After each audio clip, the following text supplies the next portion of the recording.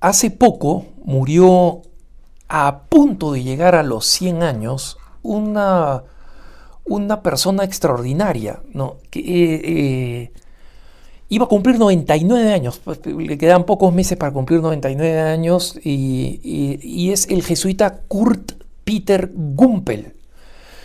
Y el padre Gumpel, un alemán, era uno de los jesuitas más cultos que han existido, y eso que entre los jesuitas, personas muy, muy cultas, ¿no? Y él murió en la residencia de sacerdotes retirados de los jesuitas, que está ahí en Roma, después de haber trabajado muchísimos años en la Congregación para la Causa de los Santos.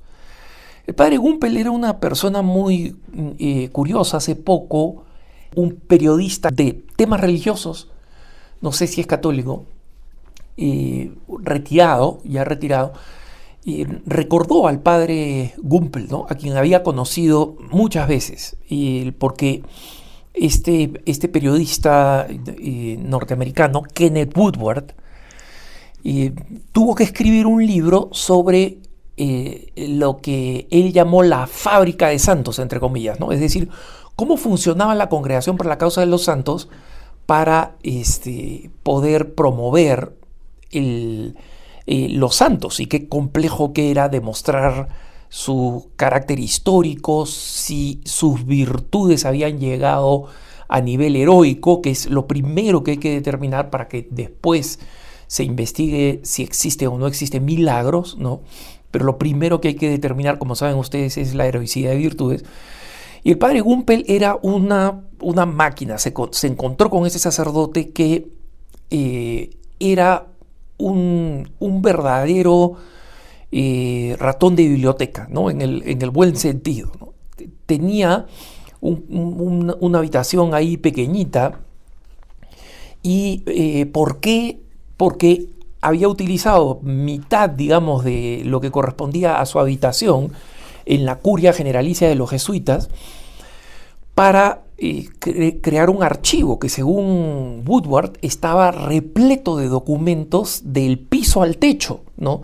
Y él los tenía ahí en papel, muy ordenados, y no quería que nadie los tocara porque él sabía cómo acceder a ellos, ¿no?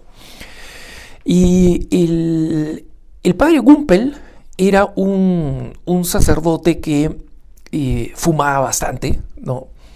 Él comía muy poco, porque Woodward un par de veces lo invitó a un restaurante para conversar con él, y tocaba la comida y después se ponía a fumar, ¿no?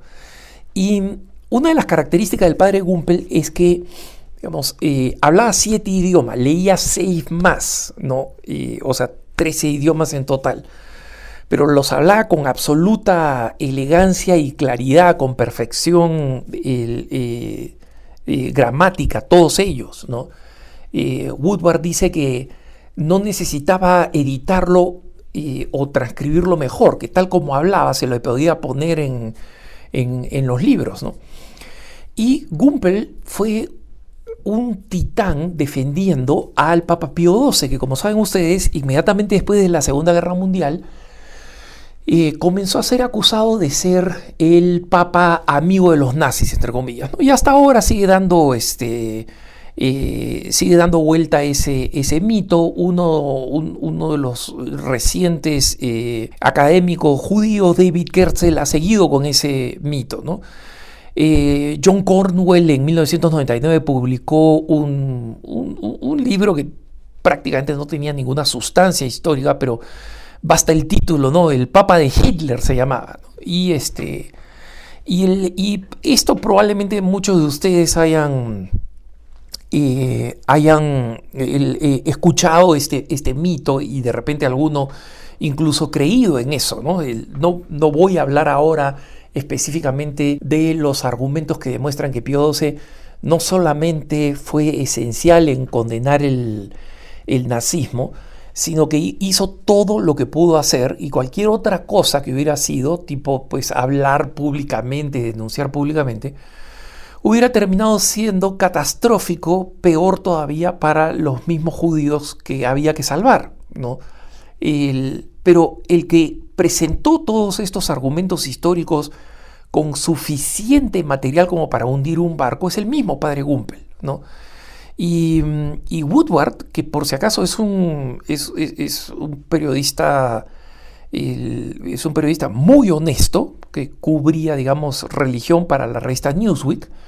Es un periodista muy honesto, pero siempre ha sido un periodista liberal, ¿no? O sea, del lado, digamos, de las causas liberales en general, ¿no? Pero Woodward dice que discutir con el padre Gumpel era muy difícil. ¿Y por qué? Porque él tenía un conocimiento extraordinario y además argumentaba impecablemente con datos históricos, no con adjetivos, no levantando la voz, pero era un verdadero bulldozer, una aplanadora, ¿no? Pero una de las cosas más sorprendentes de quién es Gumpel, que he explicado todo esto para saber que es una figura muy importante, un sacerdote jesuita alemán, es algo que ahora que murió, Kenneth Woodward recién ha revelado.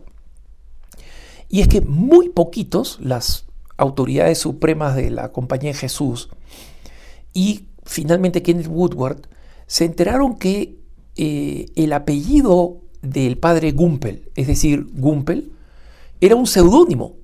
Nunca fue su apellido real. Lo tomó de un hombre judío de Holanda que fue enviado a un campo de concentración, a un campo de exterminio, cuando él era muy joven y estaba aplicando para ser jesuita, ¿no?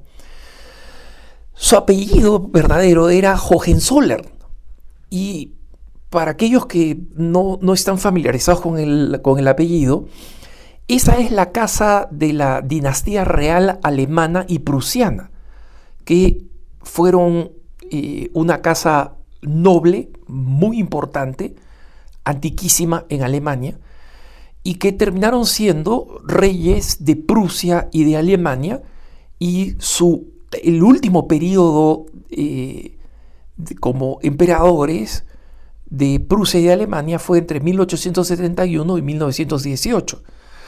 Los Hohenzollern fueron una casa real alemana que se partió en dos, una rama protestante y una rama católica, ¿no?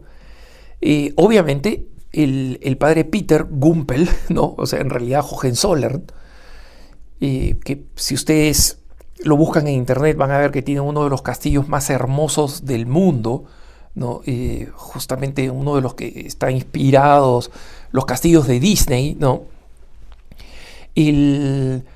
Ellos, digamos, fueron reyes o emperadores de distintas partes de Alemania, de lo que en una época se conoció como Prusia, y también de Rumanía, desde el siglo XI, ¿no? Una familia real que sigue hasta hoy. Hoy en día, cuando la familia real está de visita en el castillo Hohenzollern, que todavía poseen, se levanta la bandera de la casa real para que se sepa que ahí está, ¿no? Entonces, obviamente ya no tienen ningún poder político, pero siguen siendo una casa real muy importante, y de esta descendencia, de la descendencia católica, Peter Hohenzollern era hijo único. Entonces su padre lo alentó a que se casara con una noble alemana, por supuesto, y que tuviera muchos hijos, porque su papá no había podido tener muchos hijos. Pero este joven Hohenzollern, que después terminaría siendo el jesuita, el padre Peter Gumpel, no quería ser el gran sucesor de la casa real, quería ser sacerdote desde el fondo del corazón. Y era adolescente cuando quería ser sacerdote, tenía 17 años. Y a los 17 años consultó con un sacerdote italiano, un monseñor italiano, que hablaba perfectamente el alemán. Lo hablaba perfectamente. Y por esa razón, era una persona muy valorada por su prudencia y por su sabiduría, y porque podía hablar perfectamente el alemán, y era amigo de la familia Hohenzollern. Entonces él fue donde este monseñor, y este monseñor le dijo: mira, yo sé que tienes una responsabilidad enorme por el peso histórico de tu familia, pero si Dios te llama, tú tienes que obedecer a lo que el Espíritu inspira en tu corazón. No importa cuáles son las responsabilidades que tú tengas, las expectativas de tu familia. Y fue este monseñor que lo puso en contacto con los jesuitas, ¿no? ¿Y quién era este monseñor? Eugenio Pacelli, es decir, quien sería el Papa Pío II en el futuro. Entonces, el padre Peter Gumpel, que quiso cambiar de nombre precisamente para poder vivir el anonimato cuando decidió sumarse a la Compañía de Jesús y ser sacerdote, ¿no? Y ahí es cuando estaba en Holanda,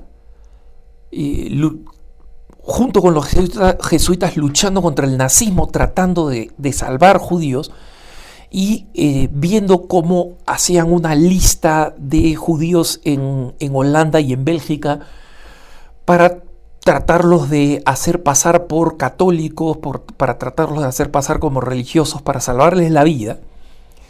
Y ahí en una de las listas vio este nombre, Peter Gumpel, Peter como él, Peter sí era su nombre, y vio el apellido Gumpel, y como sus autoridades jesuitas le dijeron: mira, es mejor que no vayas pues alrededor del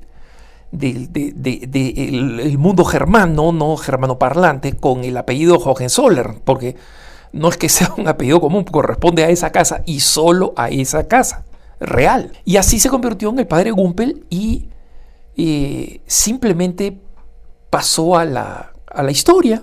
Y como había esta realidad de quién era, y que con el paso del tiempo, digamos, fueron repartiéndose por el mundo o falleciendo las personas que sabían quién era,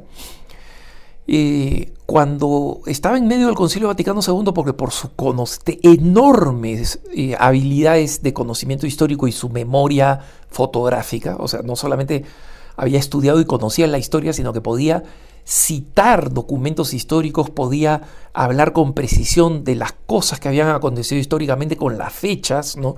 Esas personas excepcionales, ¿no? El padre Gumpel, ¿no? O el padre Hohenzollern, como queremos llamarlo ahora que ya el Señor lo tiene en su gloria, fue presentado al Papa Pablo VI, ¿no? Y el superior general de los jesuitas en ese entonces, el padre Arrupe, le contó al Papa Pablo VI su historia, ¿no? Y el Papa Pablo VI le dijo: padre Peter, yo quisiera que usted escribiera su biografía, porque quiero leerla. Y el padre Gumpel se sintió como medio avergonzado, ¿no? Porque de verdad tenía una gran humildad. Entonces le prometió al Papa: porque usted me lo dice, o sea, como los jesuitas antiguos, ¿no? Los jesuitas que de verdad obedecían al Papa y que hacían un juramento de fidelidad al Papa, ¿no? Y iban a obedecer al Papa. Entonces, como el Papa se los pedía, no solamente lo hizo por devoción, sino también por este voto extra que tenían los jesuitas, y le dijo: Santo Padre, si usted me lo pide, lo voy a hacer, pero tengo que pedirle algo en contraparte, si usted me lo permite.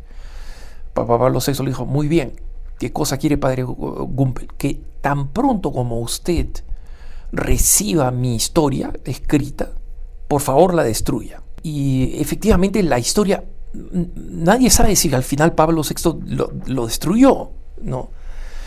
Pero la historia es una historia muy